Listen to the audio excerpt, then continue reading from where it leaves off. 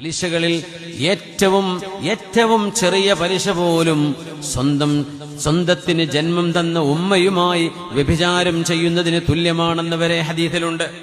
എന്നിട്ട് ഞങ്ങൾ പറയാ ആ തരത്തിൽ ഗൗരവമുള്ള അള്ളാഹു യുദ്ധം പ്രഖ്യാപിച്ച പലിശ ഇടപാടുകളിൽ ഏറ്റവും മോശപ്പെട്ട പലിശ ഏതാണെന്നറിയുമോ? ഏതാ? അർബർ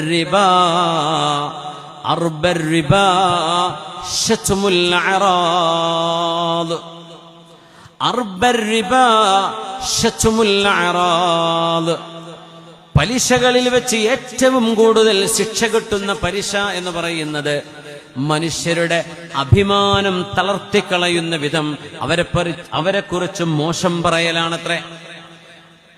അത് കുടുംബക്കാരാണെങ്കിലും വീട്ടുകാരാണെങ്കിലും നാട്ടിലെ ദീനീ പ്രവർത്തകരാണെങ്കിലും രാഷ്ട്രീയ പ്രവർത്തകരാണെങ്കിലും ആരാണെങ്കിലും ഒരു മനുഷ്യന്റെ അഭിമാനം തളർത്തിക്കളയുന്ന ഏതെങ്കിലും ഒരു വാക്ക് നിങ്ങൾ പറഞ്ഞത് ആ മനുഷ്യനെങ്ങാനും കേൾക്കാൻ ഇടവരുമ്പോൾ അയാൾക്ക് വേദന ഉണ്ടാകുമോ?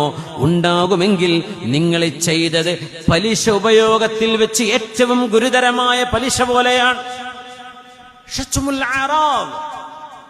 അഭിമാനങ്ങൾ പിച്ച് ചീന്തപ്പെടുക. മനുഷ്യന്റെ വിചാരം സോഷ്യൽ മീഡിയയിൽ അവനവന്റെ അക്കൗണ്ട് തുറന്നിട്ട് ആരെയും എന്തും വിളിച്ചു പറയാം. ഇതെന്ത് സംസ്കാരമാണ്? മുസ്ലിമീങ്ങളത് ചെയ്യരുത്.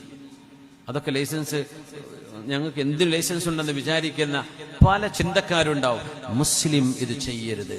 എന്തെല്ലാം നന്മകൾ നമുക്ക് ചെയ്യാൻ പറ്റും? ആരെയും വേദനിപ്പിക്കാതെ, ആരെയും ആക്ഷേപിക്കാതെ, ആരെയും പേരെടുത്ത് പറഞ്ഞ് നോവിക്കാതെ, ആരുടെ മനസ്സിലേക്കും വേദനയുടെ കയ്പിനീരുകൾ ഇട്ടുകൊടുക്കാതെ എത്ര നല്ല കാര്യങ്ങൾ നമുക്ക് എന്തൊക്കെ ഇവിടെ ചെയ്യാനുണ്ട്. പിശാച് നമ്മളെ തളർത്തിക്കളയല്ലേ. ബഅ്സുഹും ബൈനഹും ഷദീദ്. നമ്മളെ തന്നെ കുത്തി നോവിച്ച് വലിച്ചു കീറിയിട്ട് എന്താണ് നമുക്ക് ലഭിക്കാൻ പോകുന്നത്? ഫാസിക്കായി പോവലോ? അത് മതിയെങ്കിലും ഒക്കെ. പുണ്യ നബി പറയാ, ഫാസിക്കാവും മോനെ, ഫാസിക്ക് എന്നാ നിന്റെ പേര്.